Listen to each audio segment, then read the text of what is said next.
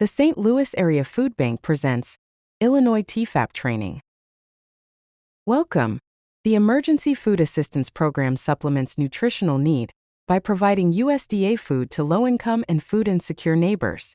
TEFAP is a federal program, but TEFAP administration varies from state to state. The Illinois Department of Human Services and the Missouri Department of Social Services run things differently. That's why we offer 2 TEFAP courses. If you serve TEFAP food in Illinois, you're in the right course. We're glad you're here. IDHS requires one person from every Illinois TEFAP distribution site to complete TEFAP and USDA civil rights training. That said, they encourage all distribution site staff and volunteers to attend. We agree.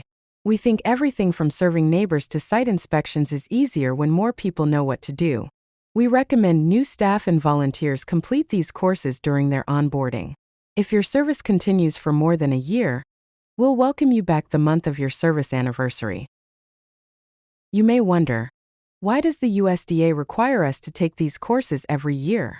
Their intention is to remind us of why we take extra care when serving USDA food. We want to provide equitable access to safe food for neighbors in need. Usually there aren't significant changes in USDA TEFAP and civil rights rules from year to year. When changes do come up, routine training is how we keep everyone informed. What's new in fiscal year 24? State fiscal year 24 began July 1, 2023, and ends June 30, 2024. Here's an overview of what's happening. The USDA responded to a policy change and discontinued 2 requirements in September 2023. They also informed IDHS that they're increasing their focus on civil rights compliance. IDHS, with help from the USDA, has reset standards for TEFAP administration in Illinois. One result is an overall revision of TEFAP documents. In the final quarter of fiscal year 24, some TEFAP publications are still in draft form. More changes are expected in fiscal year 25. As a temporary solution, the St. Louis Area Food Bank is making draft versions available online. TEFAP process changes mainly continue a gradual shift from paper-based to computer-based program administration. IDHS asks Illinois food banks to provide TEFAP training based on the TEFAP distribution site manual.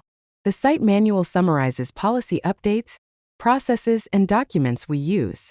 During this course, we'll review program standards. We'll explain program expectations for serving neighbors, site inspection, and food safety and storage. We'll call out what stayed the same and give you details about changes. Then we'll link you to the posters, forms, and the manual you'll need. As always, your questions are welcome. Let's get started. Serving neighbors. We believe that every person deserves nutritious food that supports a full life for them and their families. As generous as local donors are, the need is still greater than the supply. Through TEFAP funding, the USDA purchases food and makes it available to Feeding America distributors like the St. Louis Area Food Bank.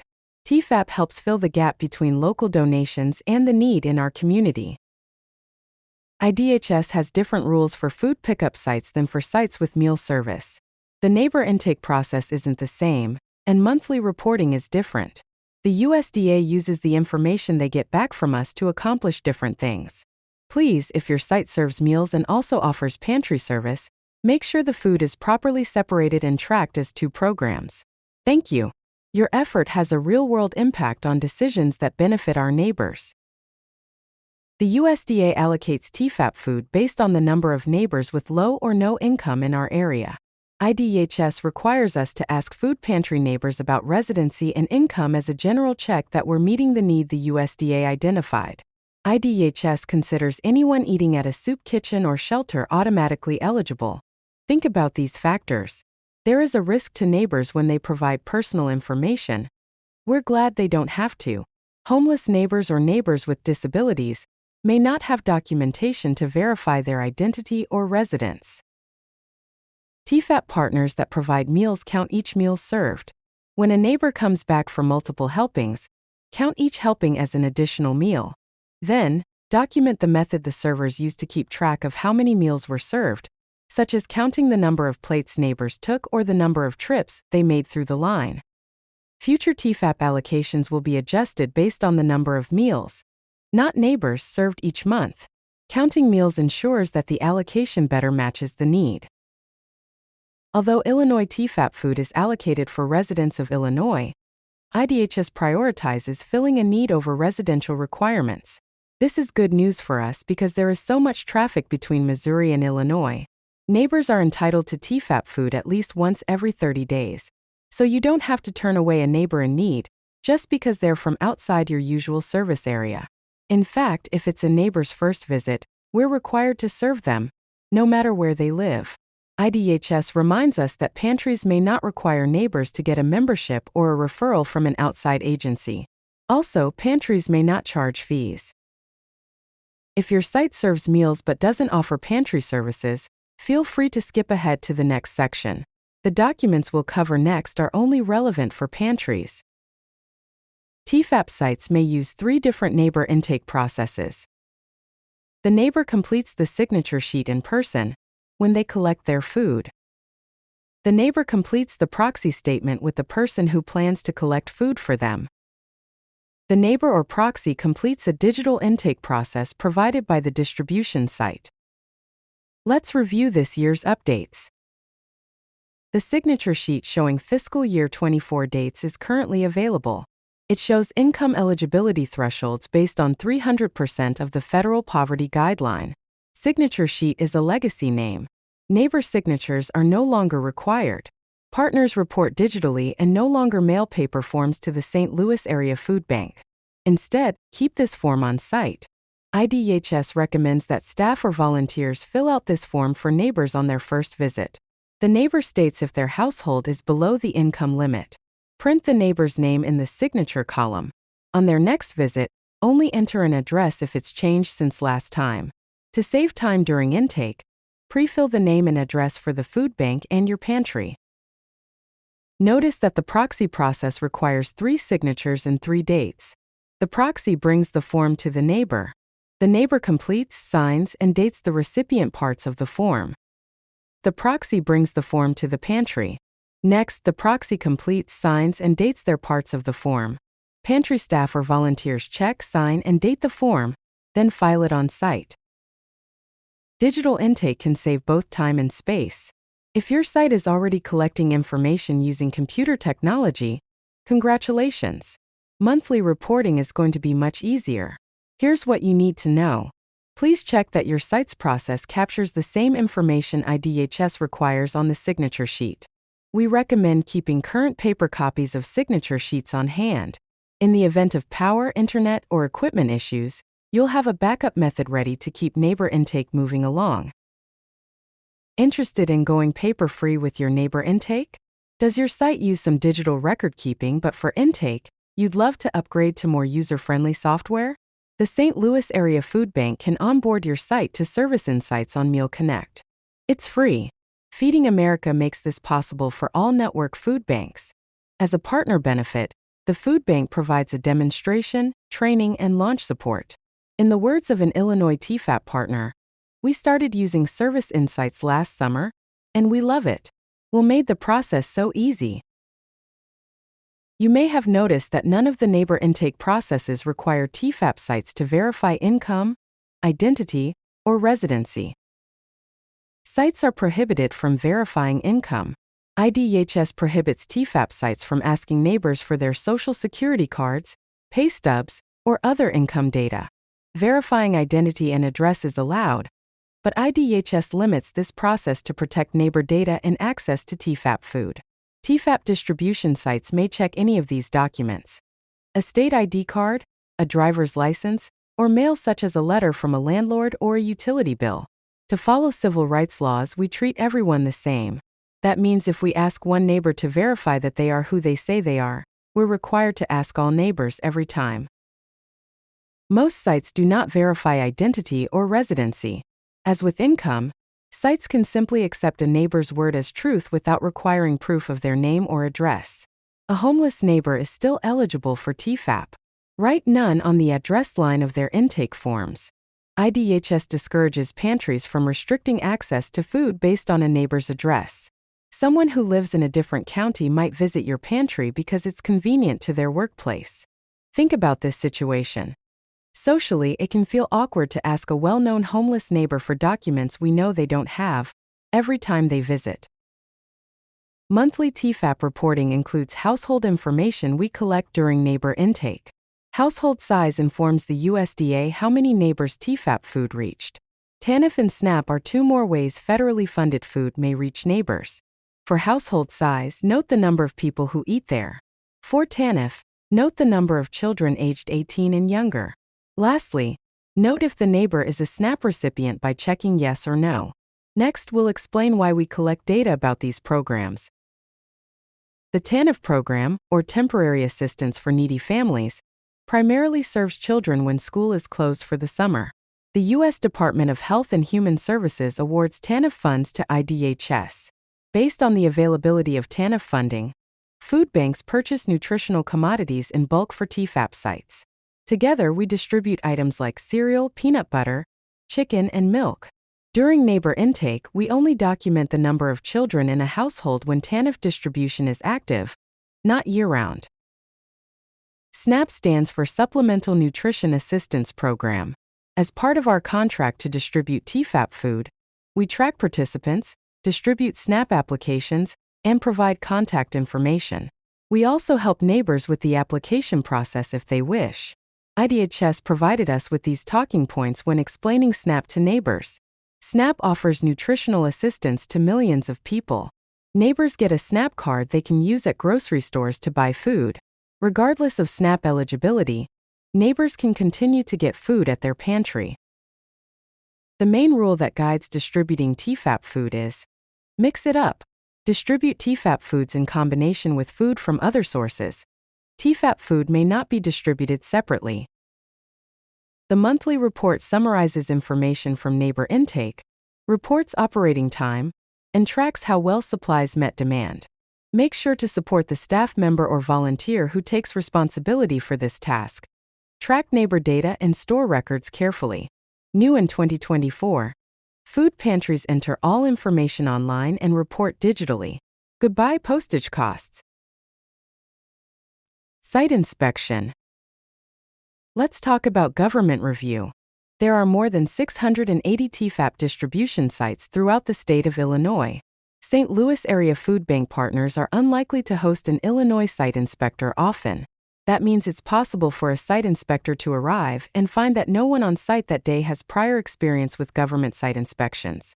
Don't be surprised. Be ready. In this section, we'll prepare you for site inspections.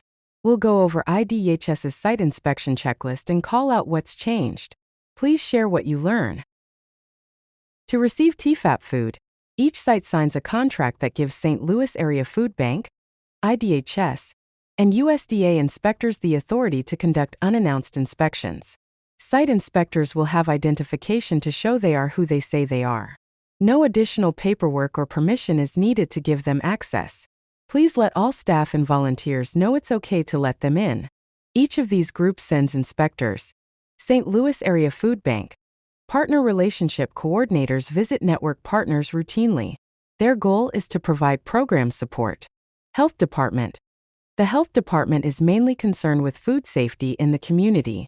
They check that local codes are satisfied. State. IDHS reviews USDA program compliance at Illinois sites. Federal. The USDA reviews USDA program compliance all across the nation. New in fiscal year 24. The USDA made unannounced visits to some Illinois partners in 2024. The USDA is developing a new civil rights audit, which may or may not be announced ahead of a visit. IDHS wants to establish a minimum of one site inspection every 4 years. Their site visits may be announced or unannounced.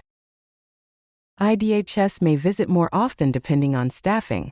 We shouldn't go longer than 4 years without seeing them, though. If it's been about that long at your site, expect a visit soon. State inspectors want to know what our neighbors experience. They want to come during hours when neighbors are being served. Site visits give inspectors an opportunity to verify hours of operation. The USDA regulates hours of operation. This phrase causes some confusion because in the food business, Operations include activities like receiving, restocking, or preparing food.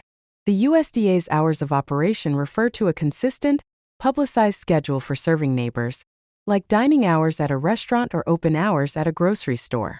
TEFAP sites can't require neighbors to make appointments. To maintain access, TEFAP sites are required to be open to neighbors at least 2 hours per week. Like grocery stores and restaurants, TEFAP sites publicize their hours in a variety of ways. Reliable hours are critical for our neighbors.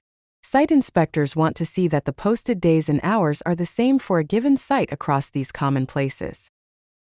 A sign outside the entrance. IDHS encourages sites with marquee signs to post hours there if possible. A clearly visible sign inside the site. Online at Find Food Illinois and Feeding Illinois, and at the food bank's website, Vivery. Checking and updating posted hours is a small task with a big impact. Partners who prioritize this task know it's not just compliance, it's mission critical. Your work makes a big difference. Thank you. Online, there's an option to post phone numbers along with hours of operation. The food bank would like to see 2 phone numbers on posted signs and online. Include the official phone number for the distribution site, plus a backup number neighbors can call when the site is closed. Acceptable backup numbers include the St. Louis Area Food Bank's number, 211, or a cell phone number answered by site staff or volunteers. We've found that 211 does a good job serving neighbors. Their resources go beyond locating emergency food to help with other needs. At TEFAP sites, posting hours of operation meets a civil rights requirement to maintain effective, public notification about a USDA program. If the posted signs mention TEFAP or USDA food, they should include the non-discrimination statement as well. Common exceptions to regular hours are holidays, rural exemptions, and emergencies. Holidays are a predictable exception to regular operating hours. Make sure reduced holiday hours or closures are broadly communicated in advance. If staying open for 2 hours a week becomes a burden, sites may apply for a rural exemption. This is a special pre-approved exception that allows reduced hours, so partners in sparsely populated rural areas can continue providing effective distribution of TEFAP. Emergency closures occur at unpredictable times, but we predict they will happen. Think about how often we see severe weather alerts. Prepare ahead and plan how to communicate. By now you may be wondering, should I be taking notes? That's not a bad idea. IDHS took some notes for you in their TEFAP distribution site manual for food pantries, soup kitchens, and homeless shelters. It's an excellent resource. There are 3 additional reasons to get a copy of the newest site manual. IDHS requires that this manual is kept on site. Site inspectors may ask about the manual during site inspection to see if typical volunteers know about it and can show where it's stored. The manual contains a copy of the site inspection checklist. Check the dates on the cover to make sure that the copy is current. If it isn't, check the links that go with this course on the St. Louis Area Food Bank website, or contact the food bank for assistance. New in fiscal year 24, the site manual has been substantially updated. The final version has not been published. The draft manual includes a copy of each form and poster TEFAP sites are required to use. Site inspectors want to see that partners have the most current versions of each form. The most important forms to keep current are the signature sheet and proxy form. Fiscal year 24 versions have been published. Other forms, such as the site inspection form, are only available as draft versions within the manual. IDHS site inspectors use a checklist called the TEFAP Distribution Site Observation Form. To identify the revision date, look at the lower left corner of the document. This form is not revised annually. New in fiscal year 24, 2 areas of the June 2018 site inspection checklist have been updated in fiscal year 24 with substantial changes. Public awareness signage and required posters. This area is now shorter because there are fewer required posters. Program integrity. Many items have been added to this area. Overall, the changes extend the checklist. The first area is general information. This area has not changed. We addressed most of this information earlier. The inspector will ask how many cases of food are currently in inventory. Inspectors check inventory to see if sites are successfully moving food out into the community. There shouldn't be more than 6 months backstock on hand. Next, public awareness. This area is under revision. We'll review each of the 4 changes next. The teal poster has been discontinued. New in fiscal year 24. IDHS dropped their requirement to display an income eligibility guidelines poster. Posters will not be printed going forward. Please discard this poster. IDHS has recalculated the amounts that are on the fiscal year 23 poster. It contains outdated information. As of fiscal year 24, use the signature sheet or proxy form to educate neighbors about current income guidelines. The blue poster has been discontinued. New in fiscal year 24. IDHS dropped their requirement to display the Notice to Program Participants poster. Posters will not be printed going forward. Please discard this poster. It contains outdated information. As of fiscal year 24, neighbors are not required to certify the signature sheet with their signature. Only the proxy form requires signatures. The red poster has been discontinued. New in fiscal year 24. IDHS dropped their requirement to display the Prohibited Activities for Issuance or Receipt of Federal Food Commodities poster. Posters will not be printed going forward. Still in effect. The activities mentioned in the poster are still prohibited. The information is correct. Partners may continue to display this poster if they wish. The USDA canceled their requirement to display the Written Notice of Beneficiary Rights poster.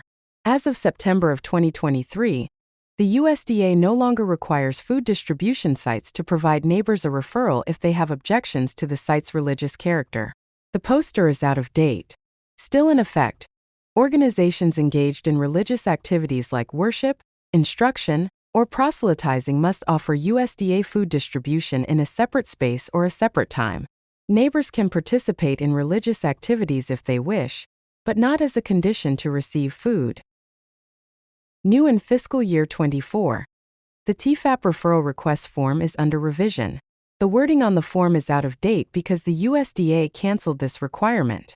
Instead of discontinuing this form, IDHS is rewording the referral to apply to other valid reasons. Going forward, partners may use the reworded form if they wish. The draft revision reads, if you would prefer a referral to another location for ease of access due to factors such as hours of operation or location, please complete this form. We cannot guarantee, however, that in every instance, an alternate provider will be available. The program procedures area has not changed. We addressed most of this information earlier. We'll discuss the last 2 items soon, in the food safety and storage section of this course. Like signature sheets, the reference to an e-signature neighbor intake method is an outdated term. There's no need for special tools or software to capture the likeness of a signature when using computer-based methods. It's okay for site staff or volunteers to record the neighbors' names. Whether partners collect information on paper or digitally, site inspectors expect that all documentation is stored and accessible on site. Inspectors check documents from the current year and 3 previous calendar years. To save space, it's okay to discard outdated records. If the current year is 2024, all records dated 2020 and older can go. All records dated 2021 onward should be available for review. Here's a list of the records the St. Louis Area Food Bank looks for during site inspections. Neighbor intake records and monthly report. TEFAP invoice for each month. Temperature and pest control logs. Copies of food safety certificates. Most recent health inspection report. Flyers, newsletters, or materials that mention USDA or TEFAP, and training documentation. The program integrity area will still include the 2 items about civil rights discrimination complaints we're already familiar with from the 2018 site inspection checklist. In fiscal year 24, this area will be expanded to include additional items from Food and Nutrition Service Instruction 113-1. We cover these inspection questions in our civil rights course, so we won't cover them again here. This area concerns general building maintenance and has not changed. Next, we'll cover food safety and storage.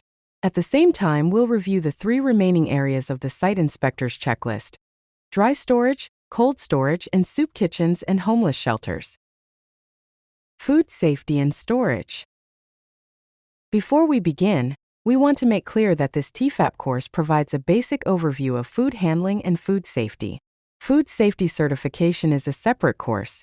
The St. Louis Area Food Bank offers ServSafe's Food Handler training for food banking, free to all volunteers and staff. Combined, the course and certification exam take about 2 hours to complete. One certified person needs to be present during TEFAP distributions to meet USDA regulations. Having many certified volunteers makes meeting this requirement easier. Some volunteers may have food safety certifications from other places. Contact St. Louis Area Food Bank to get these certifications on file for your distribution site. We mentioned earlier that we'd return to program procedures. When site inspectors review food storage practices, they check that systems for keeping food safe to eat are in place. They want to see logs that document routine checking for signs of pests or temperature control issues. Contact information for professional help, like a pest control company, should be readily available. Site inspectors also will have a food safety focus when they assess if food storage is clean and organized.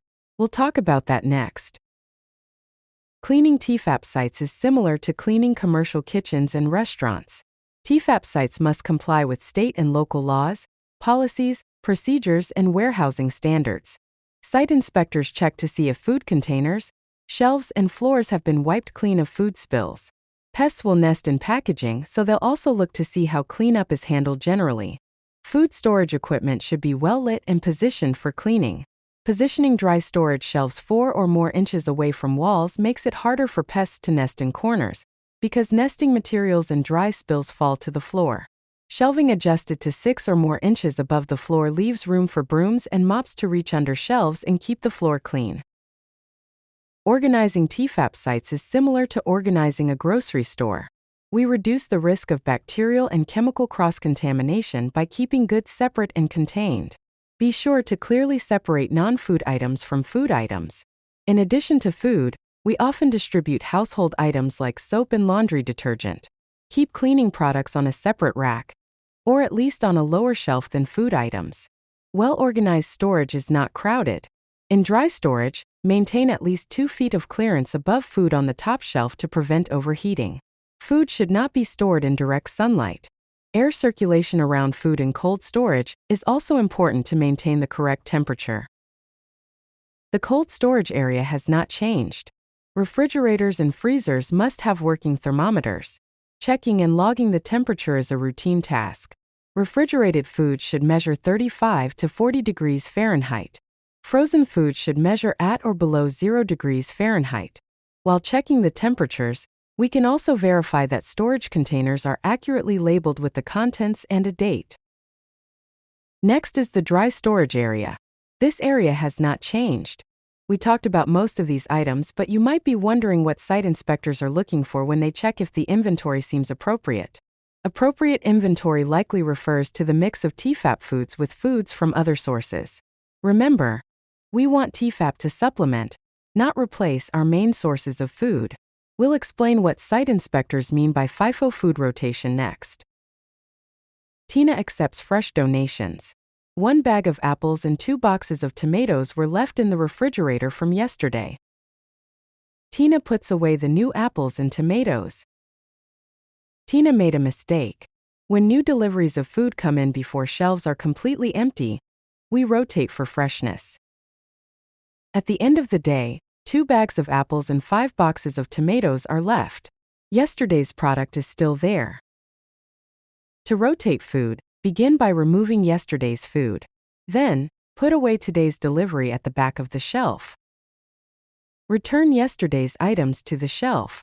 Now the items that arrived in first will be the first items out to neighbors today. This rotation rule is referred to as FIFO, or first in, first out. Rotating for FIFO prevents food from aging in storage.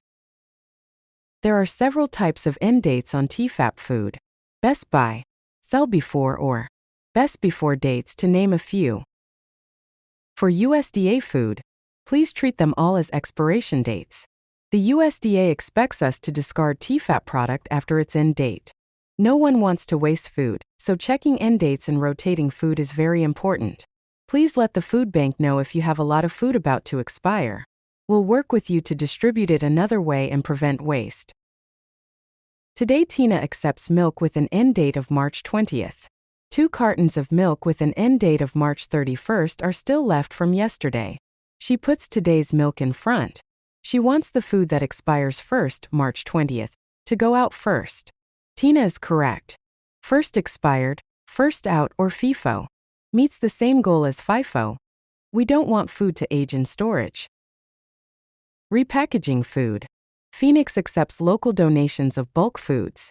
Phoenix is a ServSafe certified food handler and often repacks frozen chicken breasts to make portioning and storage easier for the smaller households in their community. Gil accepts a large allotment of frozen TEFAP chicken. He sees Phoenix at work and likes her idea. He begins to repackage TEFAP chicken. Phoenix stops him. Gil, we can't repackage USDA food. It's got to go out in the original packaging. Phoenix is correct.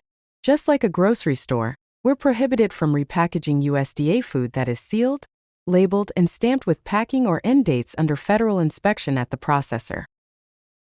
IDHS has 2 main rules about receiving TEFAP food allotments in Illinois. Collect TEFAP food in a timely manner every month. Accept the mix of USDA commodities as given. Allotment size grows and shrinks depending on supply. At times, our fair share is not enough or too much for local demand. Local demand is always changing too. Unfortunately, refusing to accept the monthly allotment or choosing among commodities aren't options for this program. If storing large allotments becomes an issue at your site, contact your partner relationship coordinator to discuss your options. Out of condition. Zeke checks a cheese donation. The boxes are all dated best by 3 months from today, so he accepts them. He opens the first box and puts away 36 packages of cheese. He opens the second box and sees mold through the plastic. He lifts out the cheese and discovers that the plastic wasn't sealed correctly at the factory. Yuck. Zeke just identified out of condition food. The date on the product is never a guarantee that food is safe to eat. TEFAP food handlers should remove unsafe or poor quality USDA food and report it right away. The St. Louis Area Food Bank wants to know. Watch for poor packaging such as bulging or rusty cans, torn bags, and leaks. Also watch for foreign material in product, such as metal or Band-Aids. In general, watch for odors or appearance that indicate quality issues. A food recall attempts to halt the distribution of unsafe food before it reaches the public. IDHS monitors recalls for all Illinois TEFAP sites. The USDA classifies recalls in 3 ways. Class 1. A reasonable probability that consuming the product will cause serious, adverse health consequences or death. Class 2. A remote probability that consuming the product will cause adverse health consequences. Class 3. Consuming the product will not cause adverse health consequences. In the event of a food recall, IDHS will inform all Illinois food banks. The St. Louis Area Food Bank will contact TEFAP partners to explain the recall and any follow-up actions we'll need to take. The last area is soup kitchens and homeless shelters. Food preparation rules have not changed. This ends our review of IDHS's site inspection form. If you have questions about food preparation expectations or any other area of the site inspection form, please reach out to your partner relationship coordinator. To wrap up our food safety and storage section, next we'll explain how site inspectors assess a 3-step dish washing system. Scrape items before washing them. Change the wash, rinse, and sanitizer solutions when dirty or diluted. Clean items in the first sink. Use a hot detergent solution at least 110 degrees Fahrenheit. Rinse items in the second sink. Remove all traces of food and detergent. Sanitize items in the third sink. Follow the sanitizer's time and temperature requirements. Use a test kit to check concentration. Air dry all items. Place items upside down so they will drain. Never use a towel to dry items. Next steps. St. Louis area food bank partners distributed over 2 million pounds of TEFAP product to Illinois neighbors in fiscal year 23. That's 2,277,898 pounds to be exact. Thank you. Congratulations! You've completed your annual Illinois TEFAP training. Please follow the link provided to document your course completion. You'll also find links to the TEFAP distribution site manual, the civil rights course, and contact information. Get your questions answered. Thank you for partnering with us. This course was brought to you by an AmeriCorps service member.